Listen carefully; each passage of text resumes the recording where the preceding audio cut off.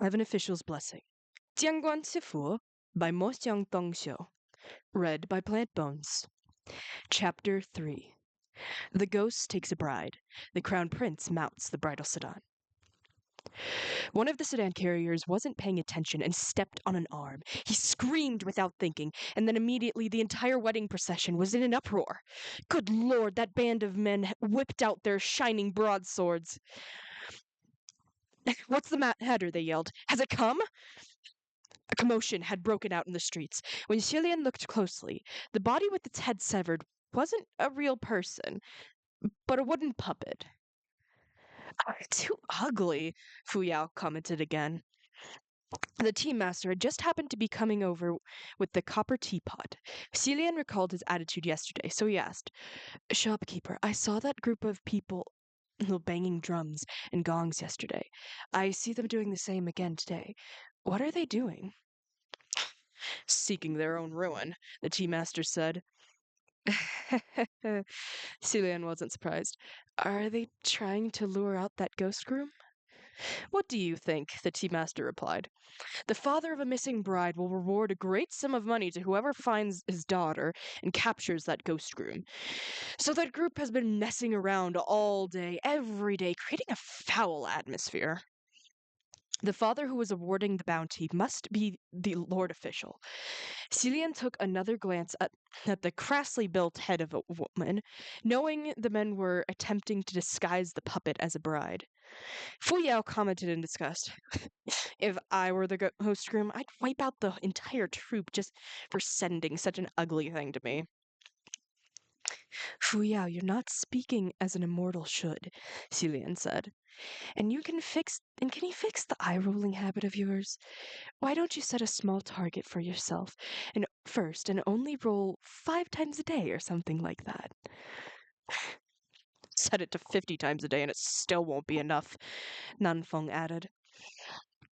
Just then, a young man suddenly poked out from the procession, spunky and spirited, judging by the sight. He was the leader. He raised his arm and hollered, Listen to me! Listen to me! It's completely useless to keep this up. How many times have we made this trip the past few days? Has the ghost groom ever shown itself? The group of men agreed and started to grumble while that youth continued. I think since we started this, we should just do it and charge right up Mount Yujun. We'll search the mountain and drag that ugly freak out to kill it. I'll lead the way. Any good brave men can follow me. Kill the ugly freak and we'll split the bounty. There were only a small and scattered number of men at first who answered his call, but the voices gradually grew bigger and louder. In the end, everyone was roaring with agreement, surprisingly sounding rather immense in strength. Celian wondered, Ugly freak? Shopkeeper, what's the ugly freak they're talking about? The tea master replied, Apparently the ghost groom is an ugly creature living on Mount Yujin, and because it's so ugly, no woman loves it. That's why it grew hate in its heart and began robbing others of their brides to ruin their happy occasion. The scroll from the palace of Lingwen didn't record this. Celian wondered, is that explanation true? Is it not speculation? Who knows, the tea master replied. Apparently quite a few people have seen it. Its entire face wrapped in bandages, with savage eyes piercing out. It doesn't know how to talk and can only growl like a wolfhound. The rumors are quite bizarre.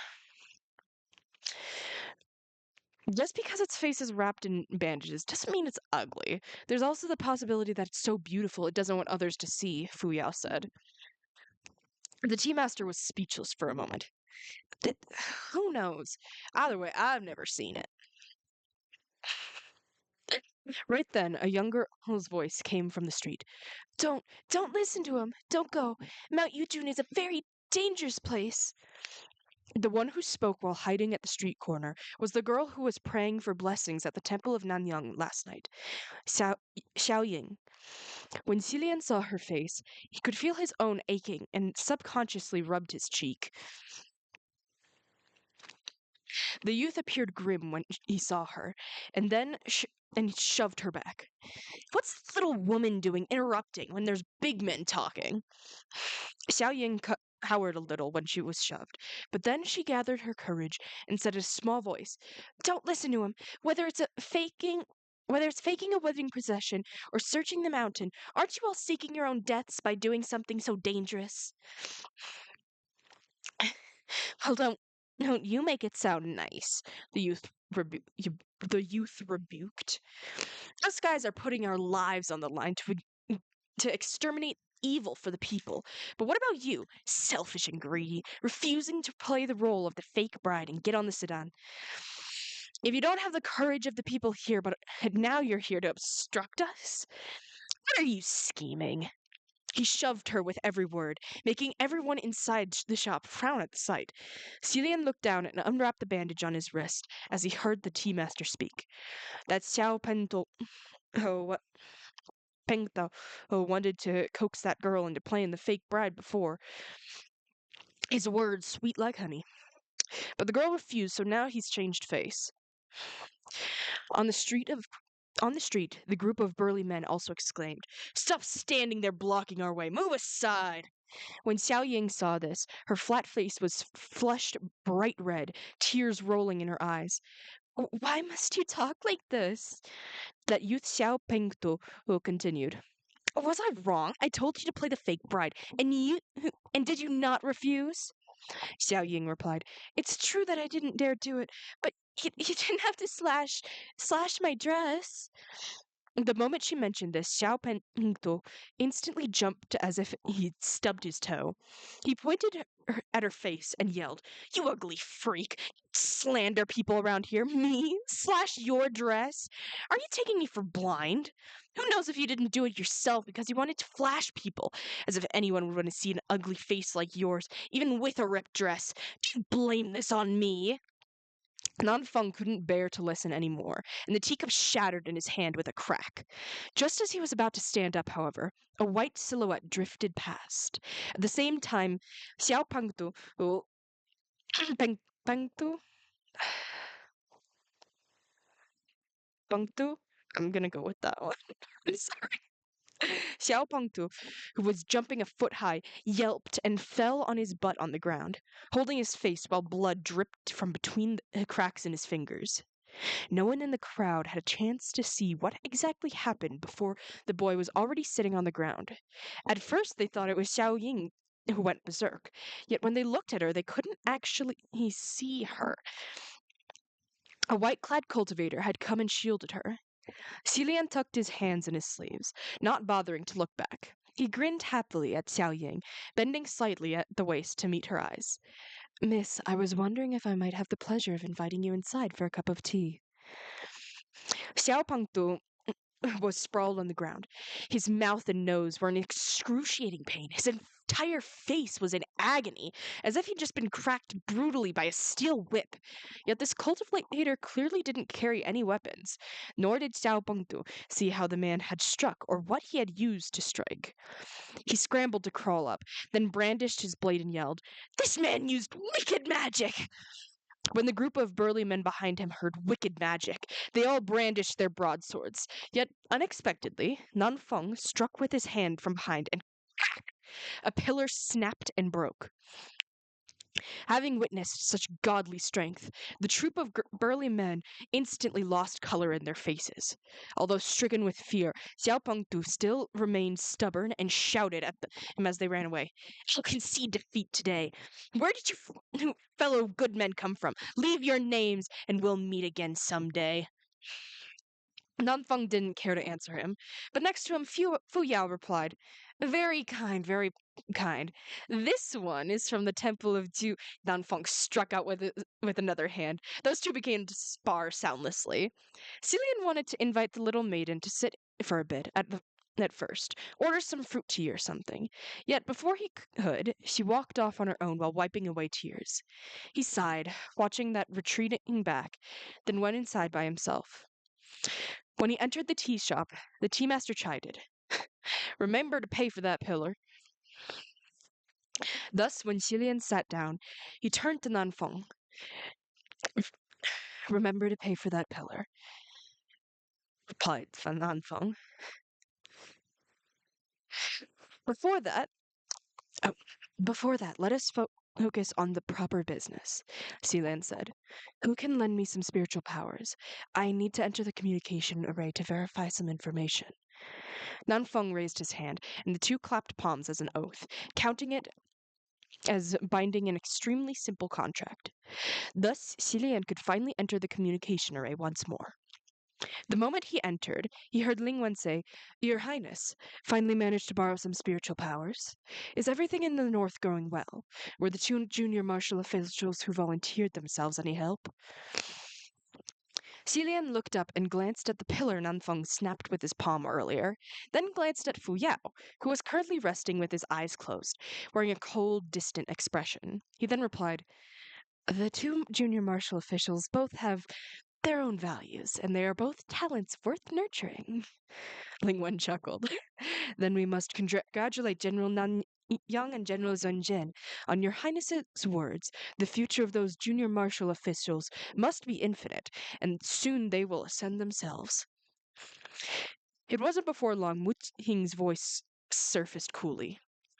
He didn't inform me of any outing, so let him be. Either way, I don't know anything. You really are lurking in the communication array all day, Xilian thought. Your Highness, Lingwen said, where have you settled? The north is guarded by General Pei. His worshippers are abundant. If your Highness has any need, you can stay temporarily at the temples of Mingguang. There's no need for the trouble, Xilian replied. We didn't find any temple of Mingguang nearby, so we settled in a temple of Nanyang. A quick question, Lingwen, about this ghost room. Do you have any more information? Yes, Lingwen replied. The result of its rank evaluation was processed by my palace. It's a wrath. A wrath? In regards to the monsters, demons, and ghosts that caused great turmoil within the mortal realm, the palace of Lingwen had categorized them based on their abilities. The ranks were as follows: fierce, malice, wrath, and supreme. A fierce murdered one. A malice could murder a sect. A wrath could slaughter an entire city. As for the most fearsome, supremes, once they were born into this world, they were destined to bring ruin to nations and people and complete disorder everywhere. This ghost room had been holding up in Mount Yuzun was ranked a wrath, only one level lower than a supreme. That meant no one who saw it could escape unharmed. Thus, Qilian exited the communication array and informed the other two of this. Nanfeng said, Then the ugly bandaged male is probably just a rumor, or they saw something else. There's another possibility, Sulan said. Like, for example, under certain circumstances, this ghost groom will not or cannot cause harm.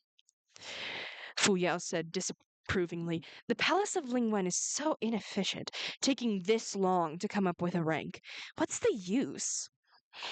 At the very least, we have an understanding of the enemy's strength, Xilian said. But since it's a wrath, the ghost groom's spiritual powers must be very strong, and a fake puppet will not be able to deceive it at all. If we want to lure it out, then we can't cast a camouflage spell on puppets for a wedding procession, and we can't carry weapons either. The most important thing, the bride must be a living person. We'll just find a woman on the street and use as bait, Fu Yao said. Nanfeng, however, rejected the idea. No. Why not? Fu Yao said. You think they'll be unwilling? Give them some money and they'll be willing then. Fu Yao, even if there are women who are willing, it's best if we don't employ this method, Xilian said. The ghost groom is a wrath. If there are any mishaps, nothing will happen to us. But if the bride is kidnapped, a meek woman won't be able to escape or fight back. So it's certain death for her. If we can't use women, then we'll have to use men, Fu Yao said. Nanfeng said, Are we going to find a man who's willing to... He trailed off and the two gazed over. Celian was sitting there smiling.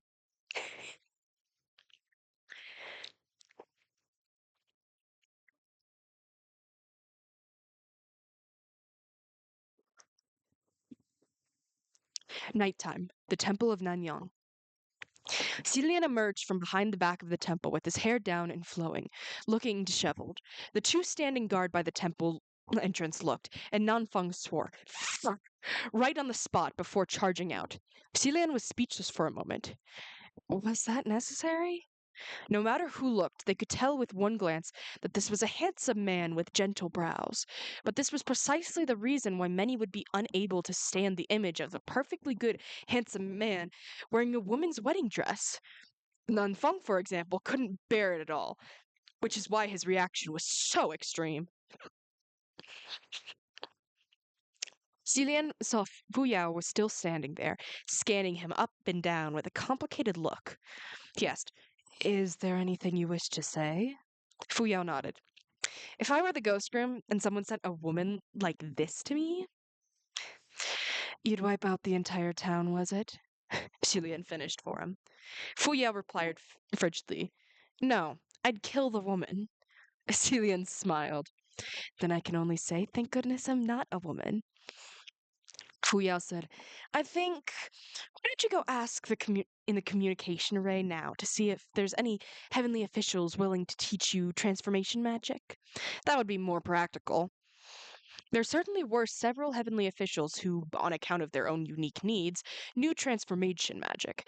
However, it was probably too late to learn now. On the other side, Nanfeng came back with a gloomy face. He was much calmer after having sworn, a trait that was truly entirely the same as the general he served.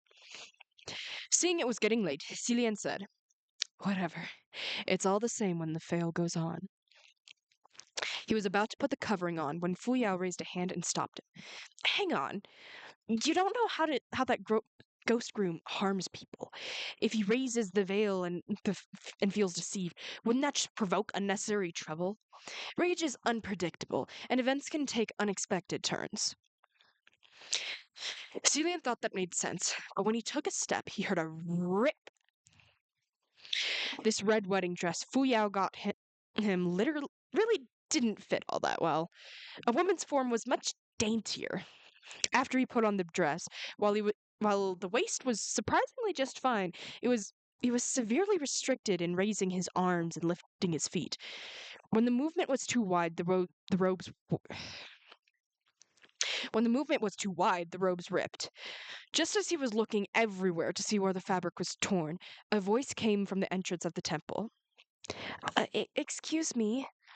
The three looked to the source of the sound and saw Xiaoying, holding properly folded white robe in her hands while standing in the entrance of the temple.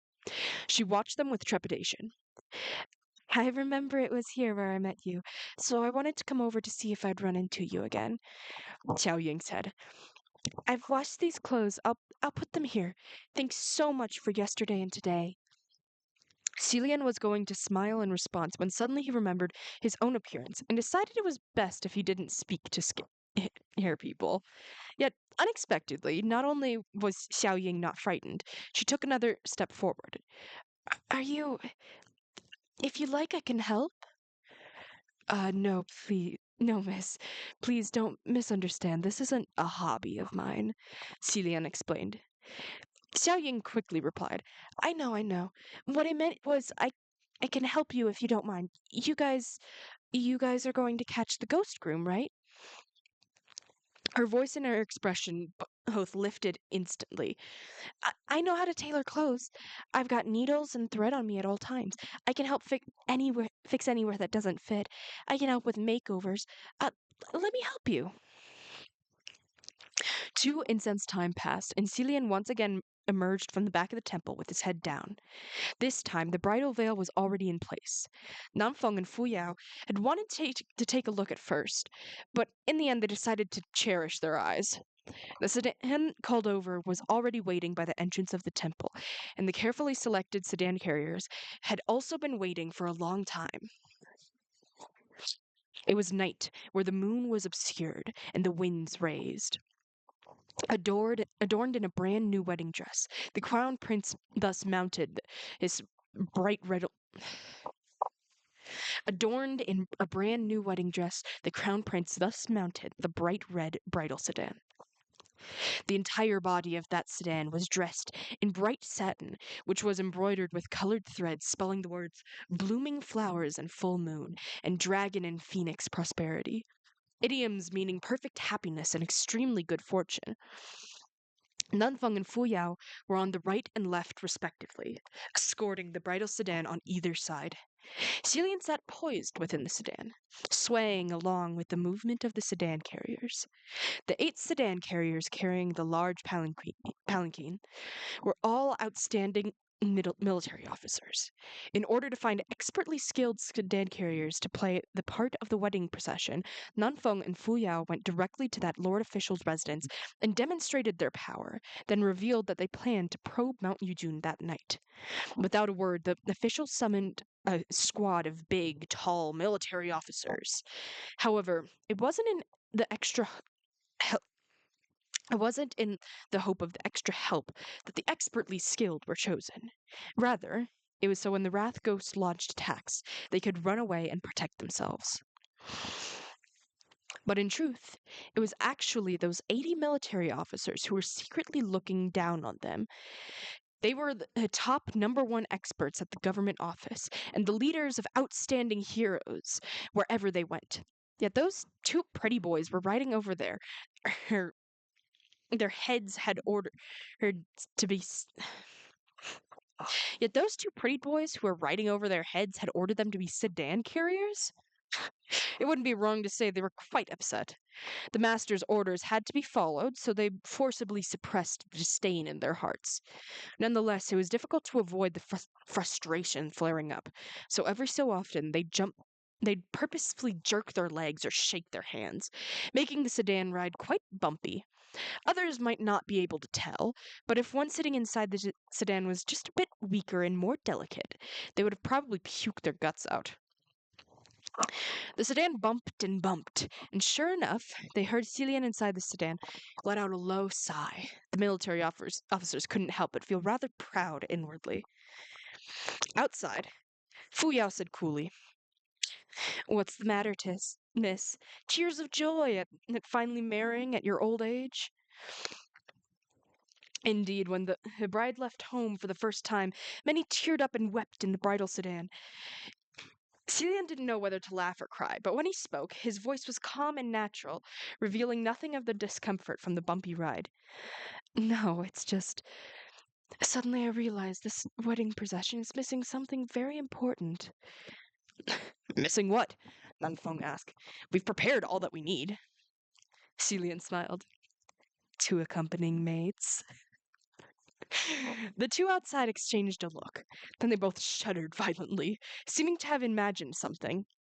Fuyao replied, Just pretend that the family's poor, that there's no money but to buy maids, and deal with it." "All right," Celian said. When the sedan-carrying military officers heard this gag, they couldn't help but chuckle. Within this, the displeasure did indeed disperse quite a bit, and a bit more camaraderie developed, making the sedan much steadier. Thus, Celian leaned back into a proper sitting position and closed his eyes to rest his mind.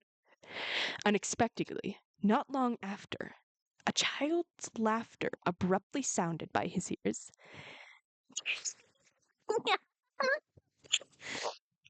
The laughter rippled across the mountain, ethereal and peculiar. However, the bridal sedan neither paused nor stopped, continuing steadily on its way. Not even Nanfeng or Fuyao made a noise, seeming to not have noticed anything amiss. Celian opened his eyes and called in a low voice, "Nanfeng, Fuyao." From the left side of the bridal sedan, Nanfeng answered, "What is it?" "Something's come," Celian replied. By that time, this wedding procession had gradually entered the deeper parts of Mount Yujun. Quiet blanketed the wilderness, and the creaking of the wooden sedan, the cracking of broken leaves and branches when stepped on, the breathing of the sedan carriers, all seemed to sound louder in the silence. And that child's laughter still hadn't died. It was sometimes distant, as if it came from deeper within the woods, and sometimes close, as if it was leaning over the edge of the sedan. Nanfeng grew serious. I don't hear anything. Fuya also said coldly. Me neither. In that case, it was even more impossible for the sedan carriers to have heard anything. That means it's purposefully letting only me hear, Celian said. The 8 military officers consider themselves experts in martial arts and also felt there was no pattern to the ghost groom taking brides, so they were very confident that they would go home empty handed tonight and weren't frightened in the least. Yet for some reason, the 40-some military officers from before who were missing delivering the bride suddenly came to mind, and a cold sweat appeared on some of their foreheads. Celian sensed that some of them had stalled in their steps and said, "Don't stop. Pretend nothing's the matter." Nanfeng waved, gesturing for them to keep going. Celian then said, "It's singing." "What's it singing?" Fuyao asked. Celian listened carefully to that child's voice, then repeated verse by verse, a pause after each one. New bride, new bride, new bride in the red bridal sedan. In the quiet of the night, his somewhat low voice was clear. But while he was clearly the one reciting, it was as if those 80 military officers were hearing the voice of a young infant singing this odd little nursery rhyme, along with Celian, making their blood run cold. Celian continued. Rimming tears past the hills, smile not under the bridal veil. The ghost, is it the ghost groom, or what is it? After a pause, Celian said, No, it keeps laughing. I can't hear clearly anymore. Nanfeng frowned. What did that mean? It means exactly what you heard, Celian said. It's to tell the bride inside the sedan to only cry and not smile. I meant what's the meaning of this creature running over her to give you hints like this, Nanfeng said. Always having the opposite opinion, Fu Yao said, it might not be giving hints. It's also possible that it's purposefully trying to encourage the the opposite. And only smiling can keep safe and sound, but its objective is to trick people into crying. It's hard to say if the brides from the past were deceived like this. Oh, Fuyao, when hearing such a voice on the road, any normal bride would be scared to death. How could they smile? Celian said. Besides, what's the worst that can happen whether I cry or smile? Getting kidnapped, Fuyao said. And isn't that our objective for tonight's outing? Celian asked. A hard sniff came out of Fuyao's nose. But then he stopped his rebuttal. Celian continued. And there's another thing I feel I must tell you both. What? Nanfeng asked. I've been smiling ever since I mounted the bridal sedan. Just as he spoke, the body of the sedan suddenly abruptly dipped. There was suddenly a commotion outside among the 80 military officers, and the bridal sedan came to a complete stop. Nanfeng shouted, "Don't panic!" Celian raised his head slightly. What's going on? Fuya replied coolly, Nothing. We've run into a bunch of beasts, that's all. Just as he answered, Celian heard the sharp howl of wolves pierce the night sky. A pack of wolves was blocking the way. This didn't feel normal, no matter how Celian thought about it. Quick question. Are there often wolves running about Mount Yuzun? One of the military officers carrying the sedan answered, It's unheard of before. How is this Mount Yuzun? Celian raised his brows. Then we've come to the right place. These were only wild wolves of the mountains. They couldn't do anything to Nanfeng and Fu Yao, nor could they do anything to those military officers who spent years rolling around the edge of danger. It was just that they were all focused early on deciphering that bizarre and eerie nursery rhyme, which was why they were so taken by surprise. From deep within the woods in the dark of the night, pairs and pairs of haunting green wolf eyes lit up. One starving wolf after another slowly emerged from within the forest, surrounding them. However, it was so much better to face beasts one could see and hit than to face a creature one could neither hear nor touch. And so, as the group started rubbing their hands and clenching their fists, ready to get down to slaying. However, the good part was yet to come. What followed closely behind the wolves was the sound of rustling and cracking, a series of odd noises that sounded like beasts, but not quite, and like humans, but not. A military officer exclaimed in alarm. What's that? What's that thing? Nanfeng also cursed. Celian knew that something unexpected had happened and tried to stand. What's happened now? Nanfeng immediately he replied, Don't come out! Celian had only just raised his hand when the sedan violently jolted, as if something had pressed against the sedan door. It didn't lower its head, but he didn't lower his head, but he dropped his eyes slightly, and from beneath the bridal veil, he saw the back of the head of something black. It had actually climbed into the sedan. That creature had crashed headfirst through the sedan door, but was then forcibly dragged out by the men outside. Nanfeng swore in front of the sedan. Fuck! It's Binu! It's a Binu! Shilian knew this was going to be downright troublesome the moment he heard it was Binu. Based on the evaluation of the Palace of Lingwen, Binu were creatures that didn't even deserve to be ranked fierce. Allegedly, Binu were once humans, but by the looks of them now, even if they were considered humans, they'd be deformed humans. They had heads and faces, but were too weak to walk. But features were smeared and unclear. They had arms and legs, but were too weak to walk. They had mouths and teeth, but they couldn't bite anyone to death, no matter how much they tried. But if there was a choice, everyone would rather run into the scarier, fierce, or malice-ranked ghosts than these creatures. This was because Binu often appeared at the same time as other monsters, demons, and ghosts. While the prey was distracted battling with the enemy, they'd suddenly pop up and use their tiring, pestering limbs, their sticky and gooey bodily fluids, and the endless reinforcements of companions to tangle up the prey like sticky candy. Even though their combat powers was extremely low, because of their vitality was exceedingly tenacious and often appeared in large groups, it was impossible to shake them off, and also very difficult to kill them all quickly. Gradually, they would drain your strength and you'd get tripped up. That instance of carelessness, the opportunity for which your enemy was waiting, would spell your end. And when the prey was killed by the other monsters, demons, and ghosts, the Bina would pick up at the remnant broken limbs at the stronger beings left over after eating. They'd eat with keen pleasure and gnaw at bones full of holes and scraps. This was truly a very disgusting creature. For any heavenly official in the upper court, all they needed to do was release their spiritual light and summon their weapons, and those creatures would withdraw in fright. But to the junior officials of the middle court, those creatures were exceedingly vexing.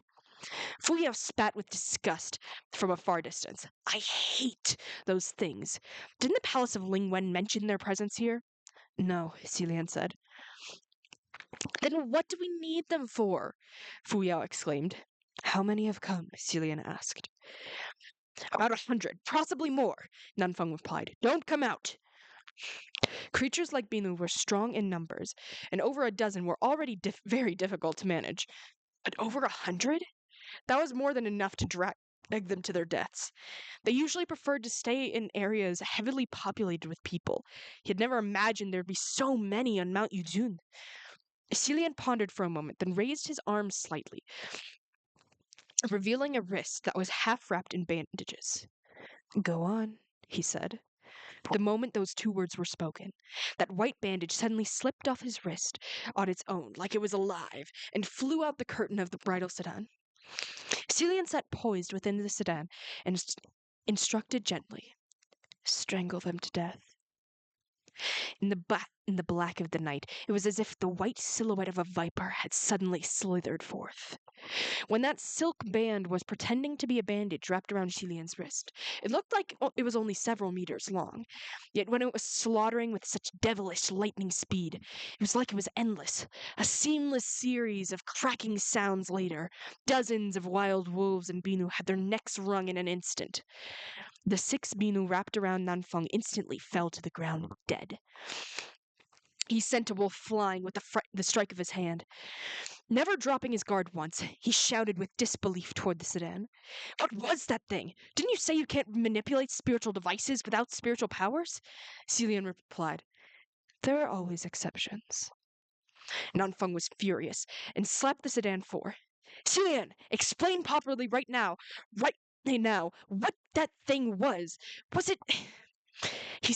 His slap almost broke the entire sedan completely. Xilian had to quickly raise his hand and support himself against the door, slightly taken aback. The way Nanfeng spoke actually reminded him of how Feng Xin used to when he was mad. Nanfeng was about to say more when suddenly the wailing of military officers came from the distance. Fu Yao said icily, If there's anything to say it after fighting this wave off first. Without any choice, Nanfeng had to rush over to rescue the people. Xilian swiftly snapped out of it and ordered, Nanfeng, Fu Yao, you guys leave first. Nanfeng whipped his head around. What? Xilian explained, If you guys are around the sedan, the creatures will keep coming, and the fight will never end. Take the men away first. I'll stay behind and meet this groom. Nanfeng was about to swear again. You'll be by yourself. However, Fu Yao said coolly, He can control that silk band, so nothing will happen for the moment. If you've got time to drag your feet, why don't you settle this group first, and then come back and help? I'm off. Well, he certainly was snappy and carefree, leaving without a thought, dragging not a single step. Nanfeng clenched his teeth, knowing what Fu Yao said was true. So he turned to the military officers who were there. Come with me first. Sure enough, after they left the bridal sedan, while the pack of wolves and Binu were still pestering them, there weren't any new waves joining the fray. The two each escorted 4 military officers, and on the way, Fu Yao fought as he spat hatefully. I can't believe this. If I wasn't... He stopped mid-speech. The two met eyes and looked away. He stopped mid-speech. The two met eyes, and the look was odd. Fu Yao swallowed his words and turned his head away, both temporarily stopping and not bringing it up. Then they continued to hurry forward. Around the bridal sedan, corpses were strewn all over the ground. The silk band Rue had already strangled every wolf and bean that had lunged forward. It came flying back, gently wrapping itself back onto Xilian's wrist on its own. Xilian sat quietly, surrounded by infinite darkness and the rustling sea of trees.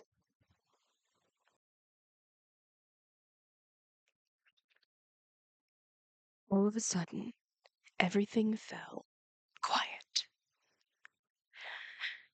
The sound of wind, the sound of the sea of trees, the howling of demonic creatures.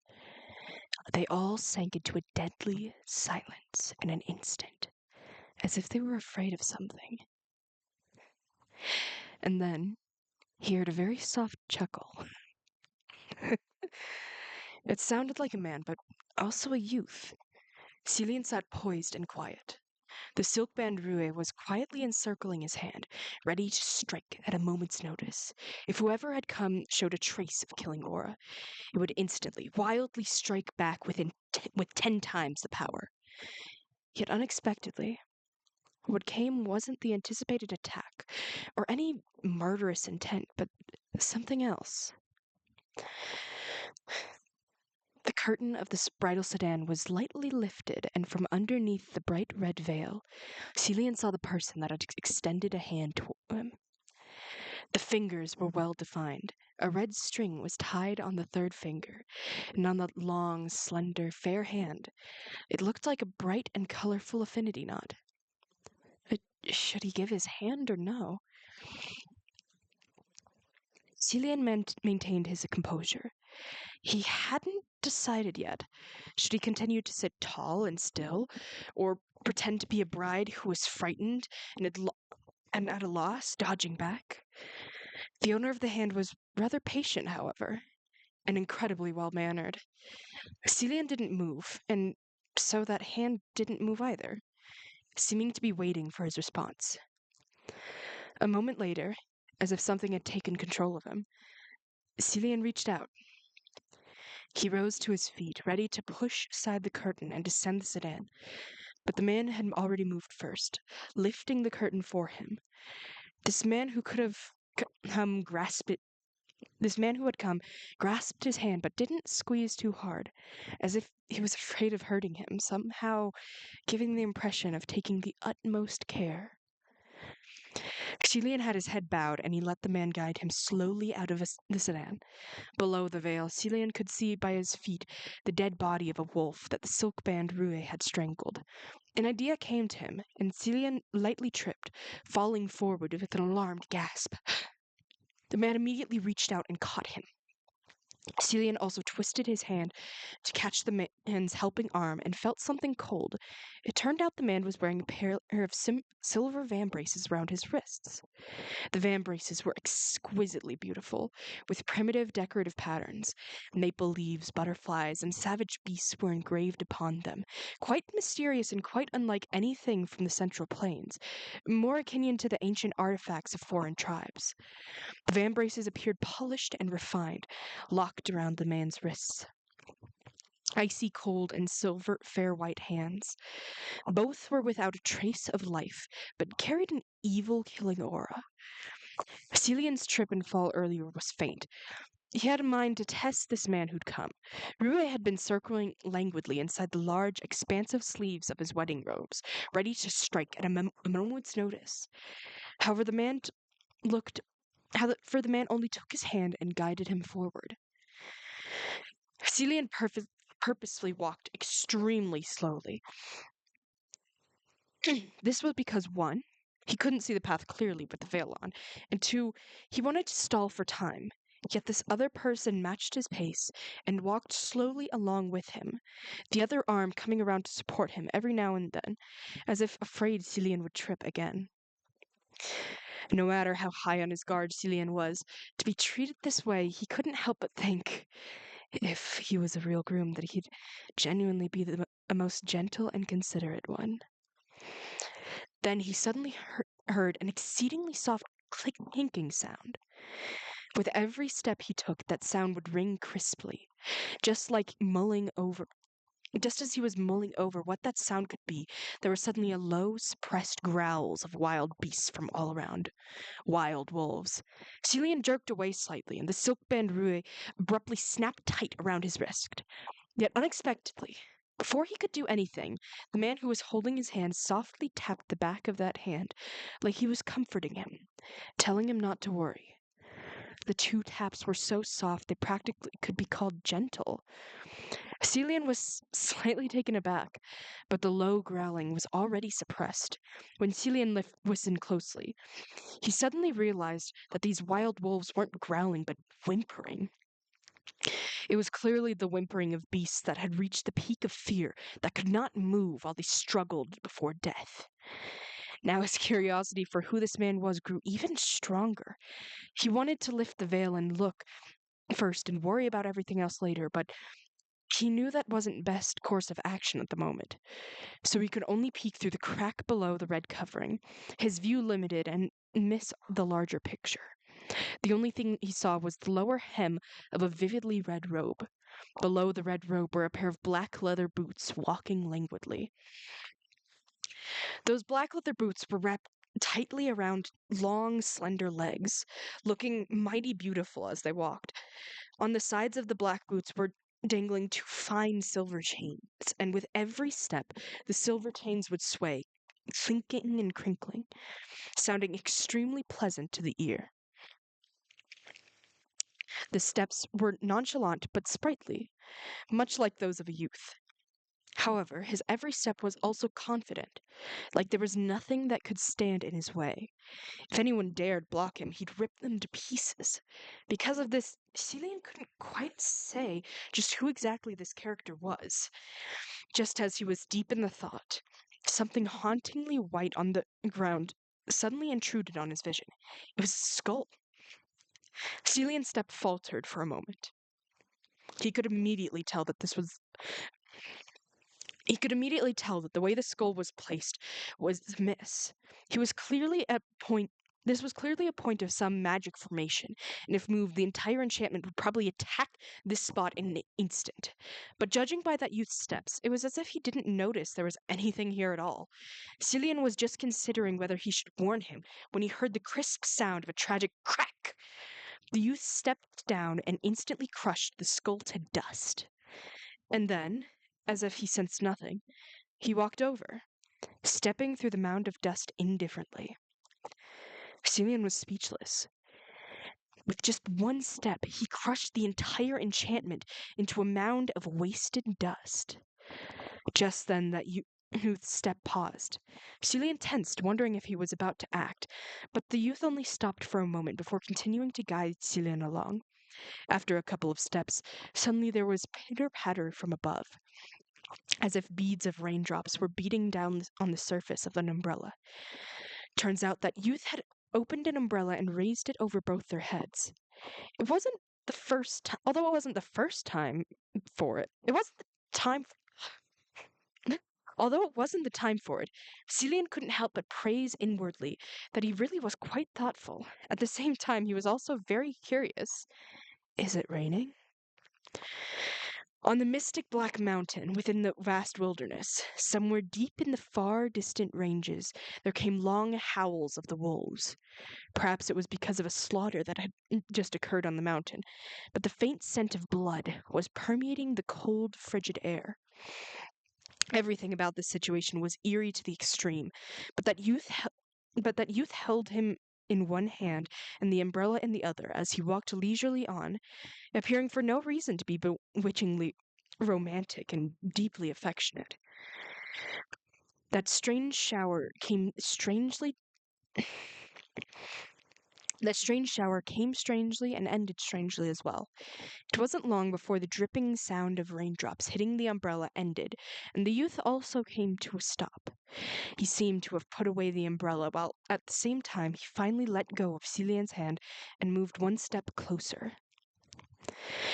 The hand that had been holding his own the entire way softly folded a corner of the veil and slowly lifted it upward. Cillian had been waiting for this moment the entire time. He stood still, watching as the clinging red curtain was slowly pulled up. The silk band shot out.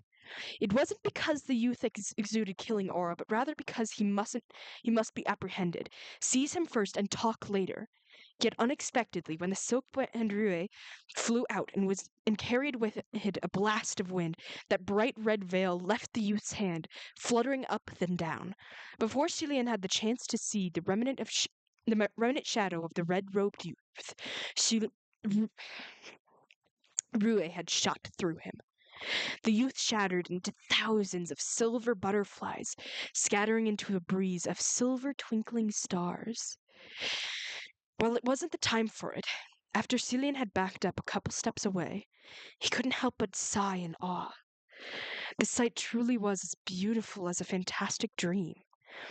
Just then, one silver butterfly errantly flew past his eyes. When he tried to look closer, however, that single silver butterfly fluttered twice around him before joining the whirl of butterflies, melting into a part of the silver that had enveloped the sky as they fluttered their wings into a fly into the night. It was a good while before Cillian came back around, and he wondered, so was that youth the ghost groom? In his opinion, he didn't think so. If those wolves on Mount Yuzun were his subordinates, why would they appear so terrified upon seeing him? And then that enchanted array on the way must have been set up by the ghost groom, yet he so casually crushed it. The more he pondered, the stranger this was. But Cillian tossed Rouet over his shoulder and thought, well, whatever. He could also just be a passerby. I'll leave this for now and focus on the matter at hand. But after scanning around, eh? It turned out there was a building. Not there was. It turned it. It turned out there was a building not far away, standing there somberly. Since that youth had brought him here, and this building was so painstakingly hidden inside the enchantment array, Cillian decided that he must go inside to take a look. Cillian took a few steps, then halted abruptly. After some thought, he turned back and picked up the veil from the ground. He dusted it off and clutched it in his hand before continuing to make his way to the building.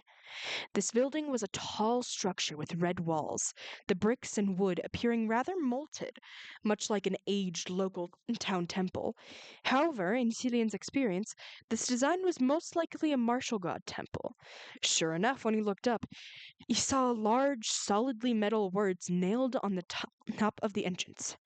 Temple of Mingguang, the martial god of the north. General Mingguang was also General Pei that Lingwen spoke of in the communication array, whose worship was abundant in the north.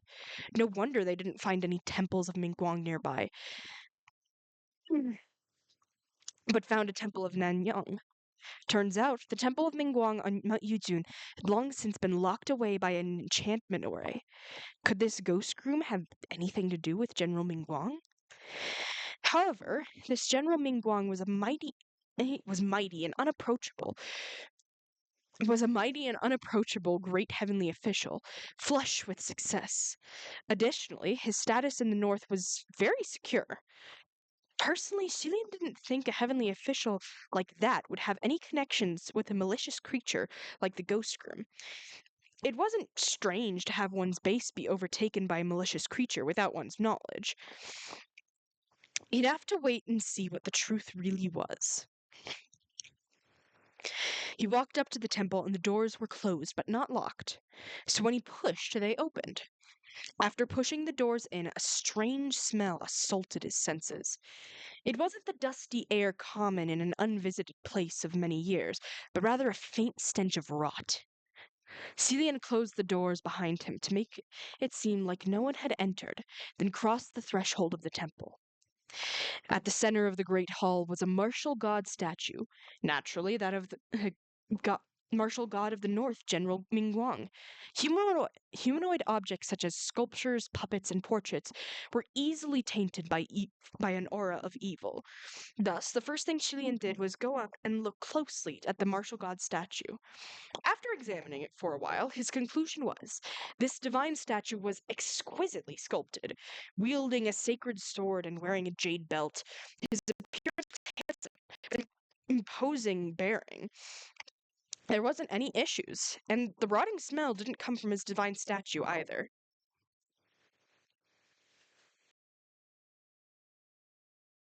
Thus, Cillian put it out of his mind and started to make his way to the back of the great hall.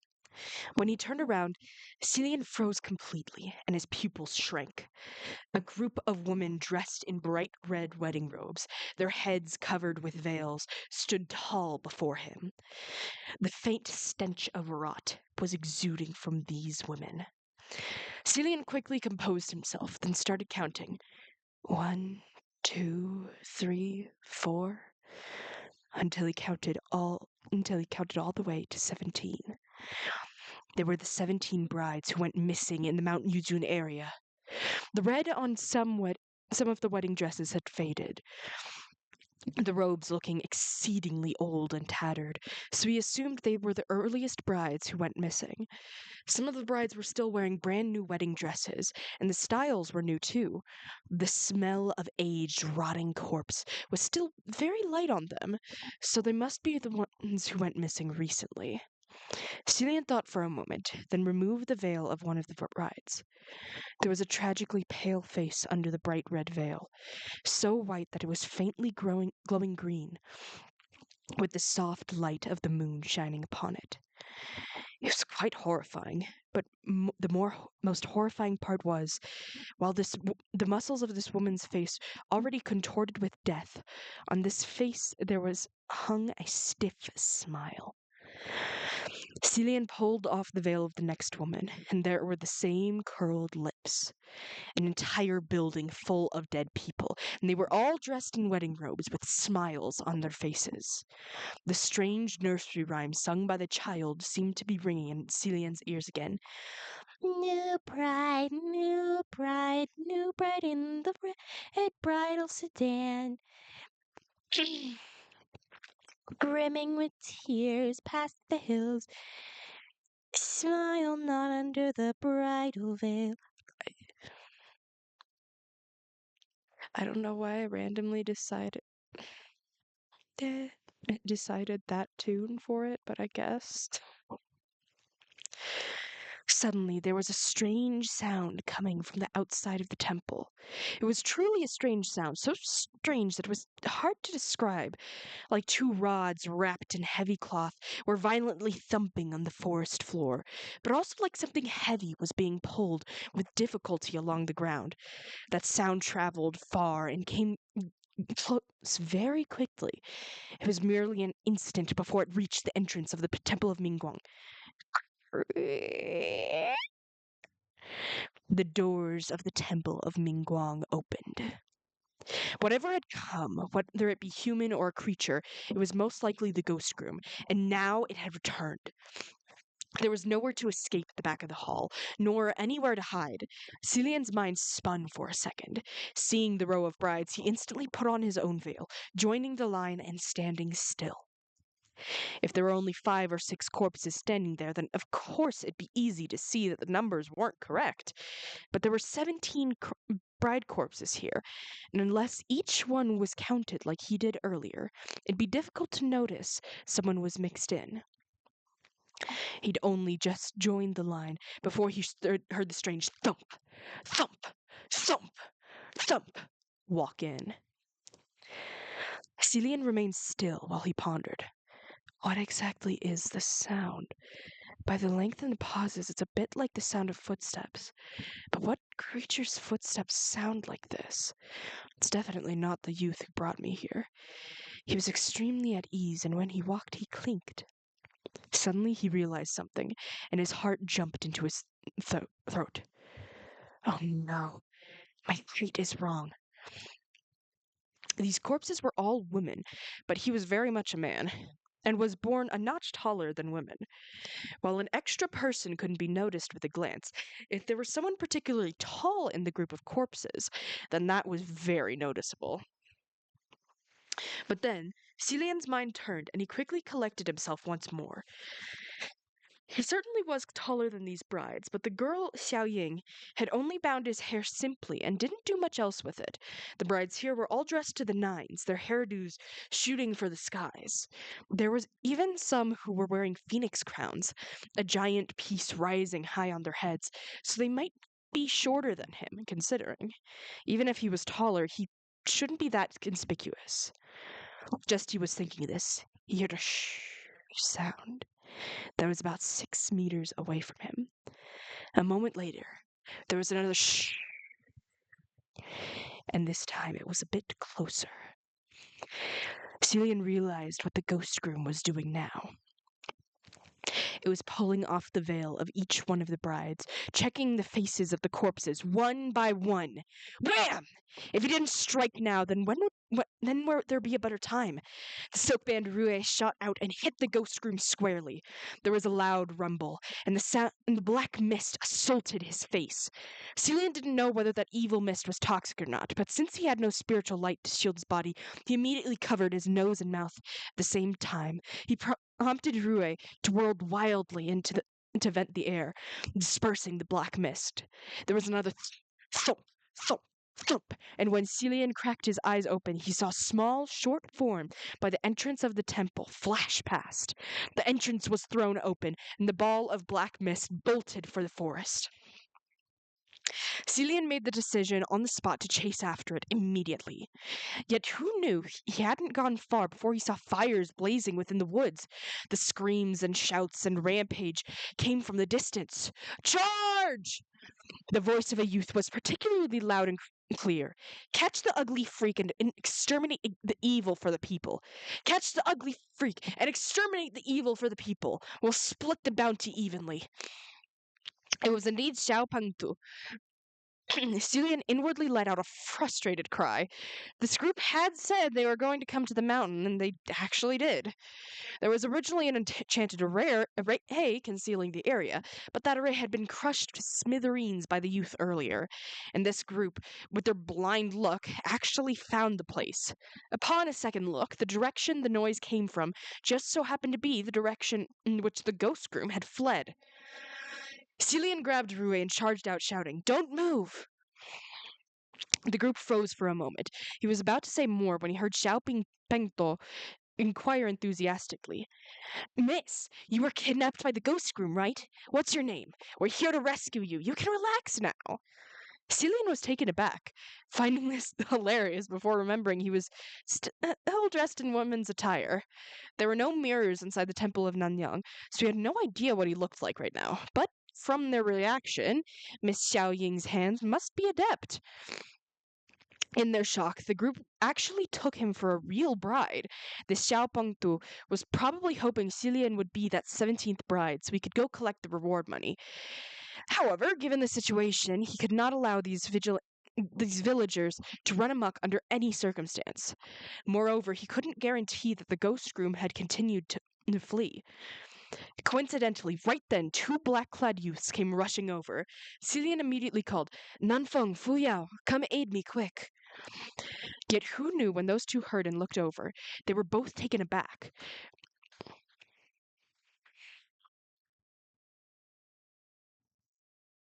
Yet who knew when those two heard and looked over, they were both taken aback, then backed away a couple of steps in unison. Celian had asked many times before they came around. Celian had to ask many times before they came around. Celian asked, Did you two come from that direction? Did you run into anything on the way?" "No," Nanfeng replied. "Good," Celian said. "Fuyao, follow this path immediately and search the surrounding area. Make sure the ghost groom hasn't escaped." Fuyao turned and left when he heard the instructions. Celian then said, "Nanfeng, you stay and guard this place, and make sure not a single person leaves. If Fuyao doesn't find the ghost groom on the mountain, then it must be in the crowd right now." Upon hearing this, commotion erupted within the crowd. Xiao Pengtu, who had realized he wasn't a woman by now, and was the first to jump. "Not a single one can leave? On what grounds? Are there no laws in this land? Guys, don't listen to them." He hadn't yet landed from his jump when Nanfeng struck out upon a large tree as wide as a man's hug, snapped and collapsed. The crowd instantly remembered that this young man chopped things whenever there was a disagreement. If he chopped them like that pillar, then any form of monetary repayment would be useless. So they all shut up. Xiao Pengtu exclaimed, "You said the ghost groom is among us. Every single one of us has a proper name and a family. If you don't believe me, use a torch to light up everyone's face and check individually." "Nanfeng," Celian called. Nanfeng took the torch from Xiao Pengtu's and went around to shine it over every single person. Each face was covered in sweat, or nervous, or at a loss, or excited, all extremely spirited. Celian couldn't discern anything, and he came before the crowd. "Everyone, I apologize for any offense earlier, but I injured the ghost groom and it escaped. It definitely couldn't have gone far. My two young friends here didn't run into it on their way here, so I'm afraid this creature is mixed within the group. Will you please take a good look at each other, see each other's faces clearly, and check if there's anyone you don't recognize in the crowd?" When the crowd heard that the ghost groom could be mixed within their own group of people, their blood ran cold. They didn't dare to be more careless. They peered at each other, looking at me and looking at me and looking at you. They had looked for a while, but then there was all of a sudden, "Why are you here?" Celian's brows shut up, and he rushed over. "Who is it?" Xiao Pengtu snatched someone else's torch and shined it at the corner of the crowd. This ugly freak! The one he was pointing at was Xiao Ying. Xiao Ying's slanted eyes and crooked nose appeared somewhat contorted under the firelight, and she had her arms raised to block her face, looking like she couldn't bear to be exposed under a firelight's glare. Uh, I was worried, so I wanted to come up and look. Seeing how alarmed she looked, Celian took the torch away in Xiao Pengtu's hand and turned to the others. How is it, everyone? The group all shook their heads. There isn't anyone we don't know. We've seen everyone here. Could it be he possessing? Could it be possessing someone? Nanfeng asked. Celian hummed for a moment. It's doubtful. That was a solid body. Since it was a wrath, it was hard to say whether it can change shape, Nanfeng said. While the two were hesitating, Xiao Pengtu was again the first to shout. The ghost groom isn't among us. Do you see? If you see, then why won't you let us go? The scattered voices agreed here and there, and Celian gave them a sweeping look. Will everyone please stay here in front of the temple of Mingguang and not move even half a step away? The group was about to complain again, but when they saw Nanfeng's cold glare, they didn't dare. Just then, Fu Yao also returned. He reported, There's nothing nearby. Gazing at this heavily packed crowd before the temple of Mingguang, Celian slowly said, Then it must be one of these people.